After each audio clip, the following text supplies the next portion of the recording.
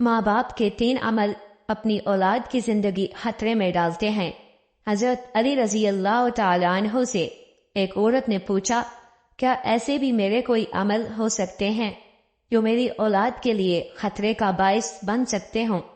تو حضرت علی رضی اللہ تعالیٰ عنہ نے فرمایا کہ ماں باپ کے 3 ایسے کام جو کہ اولاد کو موت کے منہ تک لے جاتے ہیں، وہ 3 عمل یہ ہیں۔ بسم اللہ الرحمن الرحیم۔ مسلم کی حدیث میں یہ بات روایت ہے کہ حضرت محمد صلی اللہ علیہ وآلہ وسلم نے فرمایا، اگر میں ماں باپ کو اس دنیا میں زندہ پاتا اور اگر میں عشاء کے فرض پڑھ رہا ہوتا اور میرے ماں باپ میں سے کوئی مجھے آواز دیتا تو میں نماز چھوڑ کر انہیں لبیک کہتا۔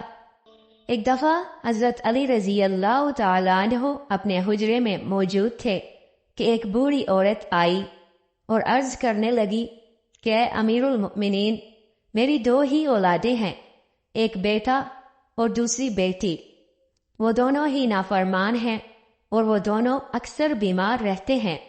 میری بیٹی کا رشتہ لینے کے لیے کوئی تیار نہیں اور بیٹے کو کوئی رشتہ دینے کے لیے تیار نہیں۔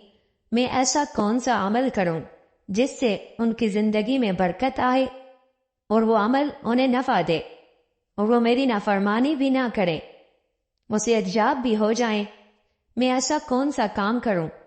کیونکہ وہ دونوں نافرمان ہیں، میرا کہا نہیں مانتے، میرا بیٹا شراب اور دیگر گناہ بھی کرتا ہے، وہ دونوں دین اسلام سے مطابقت نہیں رکھتے۔ اے امیر المؤمنین، مجھے کوئی ایسا عمل بتائیں جس سے وہ دونوں راہ راست پر آ جائیں، دونوں کے رشتے بھی ہو جائیں، وہ فرما بردار بن جائیں اور دونوں صحت مند بھی ہو جائیں۔ حضرت علی رضی اللہ تعالی عنہ نے اس عورت سے فرمایا کہ ماں باپ کے 5 ایسے گناہ جن کی سزا اولاد کو بھی ملتی ہے، وہ 5 عمل ایسے ہیں جس سے اولاد کا تعلق جڑ جاتا ہے۔ حضرت علی رضی اللہ تعالی عنہ نے فرمایا، اگر ماں باپ یہ عمل کرتے ہیں تو ان کے عملوں کی وجہ سے اولاد بھی اس جرم میں شریک کر دی جاتی ہے۔ اس خاتون نے پوچھا، وہ 5 عمل کون سے ہیں؟ حضرت علی رضی اللہ تعالی عنہ نے فرمایا، وہ 5 عمل یہ ہیں۔ نمبر 1، جس گھر میں والدین قرآن مجید کو سمجھنے کے باوجود اس کی تلاوت نہ کریں تو ایسے والدین کو اللہ کے عذاب کے مستحق ہوتے ہی ہیں، لیکن اس کی سزا ان کی اولاد کو بھی ملتی ہے۔ ایسے والدین کی اولاد نافرمان، بے حیا ہو جاتی ہے۔ آپ اپنے گھروں میں دیکھیں کہ قرآن مجید جو کہ اللہ تعالیٰ کی آخری کتاب ہے اور محمد مصطفیٰ صلی اللہ علیہ وآلہ وسلم پر نازل ہوئی، جو کہ قیامت تک کے مسلمانوں کے لیے ہدایت کا منبع ہے، لیکن افسوس کہ ہم صرف رمضان میں قرآن کو پڑھتے ہیں یا پھر جب کوئی فوتگی ہو جائے۔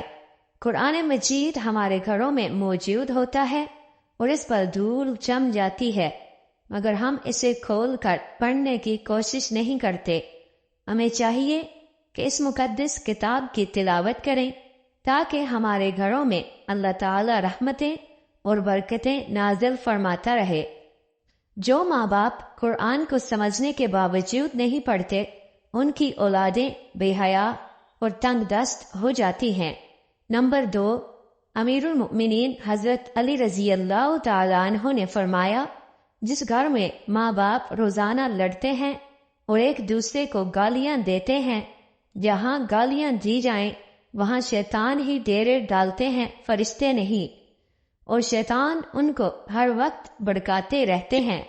آپ خود سوچیں کہ جس گھر میں ہر وقت شیطان کا بسیرا ہو، فرشتے وہاں نہ آئیں تو ایسا گھر تو جہنم ہی ہوگا، کیونکہ فرشتے تو یہودیوں اور مشرکوں کے گھروں میں نہیں آتے۔ حضور نبی کریم صلی اللہ علیہ وآلہ وسلم کا فرمان اقدس ہے کہ ایک دوسرے کو گالیاں دینا اسلام میں حرام ہے۔ والدین کو دیکھ کر اولاد جوان ہوتی ہے، جیسا طرز عمل والدین کا ہوگا اولاد بھی ویسی ہی ہوگی۔ جن بچوں نے ساری عمر اپنے والدین کو لڑائی جھگڑا کرتے، گالیاں دیتے دیکھا تو ایسی اولاد سے والدین کیسے توقع رکھ سکتے ہیں کہ ان کی اولاد فرما بردار ہوگی؟ اس لیے حضرت علی رضی اللہ تعالیٰ عنہ نے فرمایا کہ ماں باپ کو چاہیے کہ دین اسلام میں بات چیت کے جو طریقے بتائے گئے ہیں ان پر عمل کریں تاکہ ان کی اولادوں کو تربیت درست طریقے سے ہو۔ اس طرح آپ کی اولادیں نافرمان اور بے حیا نہیں ہوں گی۔ اپنے گھروں میں نیکی کی باتیں پھیلائیں، اپنی اولاد کو نیکی کا درس دیں۔ اپنی بیٹیوں کو حضرت فاطمہ الزہرا رضی اللہ تعالی عنہ اور حضرت عائشہ صدیقہ رضی اللہ تعالی عنہ کے واقعات بتایا کریں، ان کے طرز زندگی کے متعلق بتایا کریں تاکہ ہماری بیٹیاں باحیا اور پردہ دار ہوں۔ نمبر 3، مولا علی شیر خدا حضرت علی رضی اللہ تعالی عنہ فرماتے ہیں کہ ماں باپ کی بے پردگی کی وجہ سے ان کی اولادوں پر بیماریوں کا حملہ ہوتا ہے۔ حدیث صحیح بخاری میں حضرت ابو ہریرہ رضی اللہ تعالی عنہ سے روایت ہے کہ نبی کریم صلی اللہ علیہ وآلہ وسلم نے فرمایا کہ پردہ عورت پر واجب ہے جبکہ بے پردہ عورت پر جہنم واجب ہے۔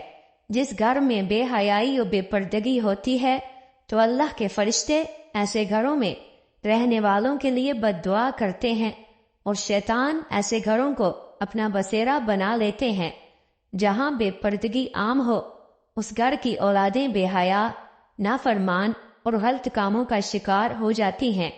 یہی نہیں بلکہ پریشانیاں اور مصیبتیں ایسی اولاد کا مقدر بنتی ہیں۔ یہ ان کے والدین کی بے پردگی کی وجہ سے ہوتا ہے۔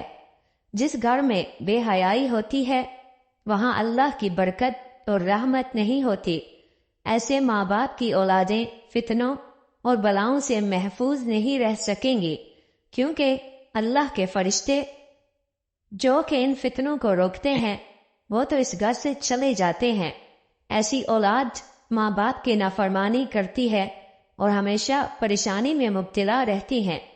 ماں باپ کو چاہیے کہ وہ پردے کا خاص خیال رکھیں تاکہ ان کی اولاد بھی ان کی پیروی کریں۔ آپ نے مشاہدہ کیا ہوگا کہ آپ کے ارد گرد جو ماں باپ پردے کا خیال نہیں رکھتے تو ان کی باتیں زبان زد عام ہوتی ہیں۔ اکثر عورتیں یہ کہتی ہوئی دکھائی دیتی ہیں کہ پردہ دل کا ہونا چاہیے، تو ایسی عورتوں کو اللہ کے غضب سے ڈرنا چاہیے کہ کیا ان کا دل حضرت فاطمہ الزہرا رضی اللہ تعالی عنہ اور حضرت عائشہ صدیقہ رضی اللہ تعالی عنہ کے دل سے زیادہ پاک ہے؟ اگر ان کے لیے پردے کا حکم تھا تو آج کی خواتین اپنے آپ کو کس جگہ پر دیکھتی ہیں؟ ناظرین، اپنی بیٹیوں کو حضرت فاطمہ رضی اللہ تعالی عنہ کے واقعات بتائیں اور انہیں بتائیں کہ ان کی رول ماڈل کون ہونی چاہیے۔ آپ کو حضرت فاطمہ الزہرا رضی اللہ تعالی عنہ کا ایک واقعہ سناتے ہیں۔ شادی کے بعد نبی کریم صلی اللہ علیہ وآلہ وسلم حضرت فاطمہ کو گھر لے کر جا رہے تھے کہ راستے میں ایک نابینا صحابی بیٹھے ہوئے تھے۔ آپ رضی اللہ تعالی عنہ نے اپنے چہرے کو ڈھانپ لیا۔ نبی کریم صلی اللہ علیہ وآلہ وسلم نے کہا، بیٹی فاطمہ، یہ صحابی تو نابینا ہے، آپ نے کیوں چہرہ ڈھانپ لیا؟ تو حضرت فاطمہ رضی اللہ تعالی عنہ نے کہا کہ بابا جان، مجھے غیر محرم سے پردے کا حکم دیا گیا ہے، نہ کہ ان افراد سے جن کو نظر آتا ہے۔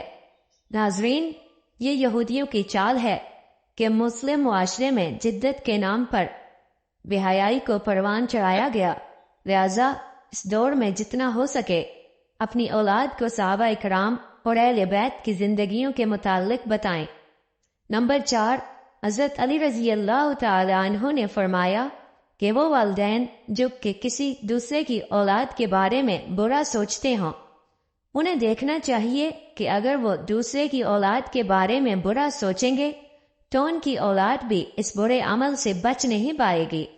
اللہ تعالیٰ ان کی اولادوں کے لیے برا کرتا ہے کیونکہ اللہ تعالیٰ بڑی رحمان اور رحیم ذات ہے۔ اللہ تعالیٰ ماں سے زیادہ اپنے بندے سے محبت کرتے ہیں۔ اگر تم کسی کی اولاد کو پریشانی میں ڈالو گے تو اللہ تعالیٰ وہی نظریہ تمہاری اولادوں پر مسلط فرما دیتے ہیں، کیونکہ جیسا کرو گے ویسا بھرو گے۔ جیسا تم دوسروں کی اولادوں کے متعلق سوچتے ہو، اللہ تعالیٰ وہی نظریہ دوسروں کے ذہن میں تمہاری اولادوں کے متعلق بنا دیتا ہے۔ جیسا تم کسی کی بیٹی کے بارے میں چاہتے ہو، اللہ تعالیٰ ویسا ہی تمہاری بیٹی کے ساتھ کرتا ہے۔